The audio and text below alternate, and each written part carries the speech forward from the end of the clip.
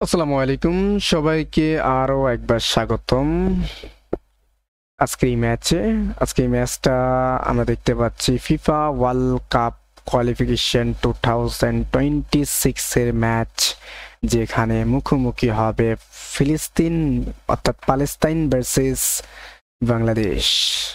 So match কিন্তু start হবে ঠিক বাংলাদেশ সময় রাত 12:30। সো এক্সাইটেড এই ম্যাচ, প্যালেস্তাইন ভার্সেস বাংলাদেশের মধ্যকার। সো ম্যাচে কিছু পরিসংখ্যান আপনাদের জানিয়ে দিব। যদিও আমরা জানি যে বাংলাদেশের থেকে কিন্তু অনেক স্ট্রং প্যালেস্তাইন, তারপর আমরা ম্যাচে কিছু পরিসংখ্যান আপনাদের জানাবো।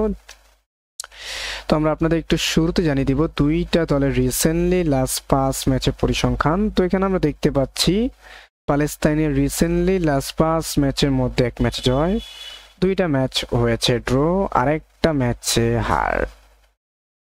আর অন্যদিকে দেখতে পাচ্ছি বাংলাদেশের রিসেন্টলি লাস্ট 5 ম্যাচের মধ্যে এক ম্যাচ জয়, দুইটা ম্যাচ হয়েছে ড্র, আর দুইটা ম্যাচে হার।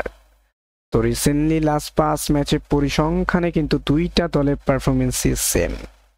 তো আমরা যদি একটু পরিসংখ্যানটা ক্লিয়ার ভাবে জানাতে চাই, তাহলে আমরা আপনাদের জানিয়ে দিব হেড টু হেড ম্যাচের পরিসংখ্যান। তো এখানে আমরা দেখতে পাচ্ছি প্যালেস্তাইন ভার্সেস বাংলাদেশের মধ্যকার হেড টু হেড লাস্ট দুইটা ম্যাচ হয়েছে। হেড টু হেড লাস্ট দুই ম্যাচের মধ্যে দুইটা ম্যাচে আমরা দেখতে পাচ্ছি বাংলাদেশ প্যালেস্তাইনের কাছে হারে। দুইটা ম্যাচে আমরা দেখতে পাই 2-0 গোলে বাংলাদেশ হারে। সো আমরা নর্মালি জানি যে অবশ্যই প্যালেস্তাইন কিন্তু বাংলাদেশের থেকে অনেক স্ট্রং একটা দল।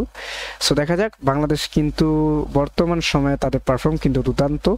সো সেই ক্ষেত্রে আমাদের কাছে মনে হয় যে আজকে এই ম্যাচে অন্তত একটা পজিটিভ রেজাল্ট আসবে।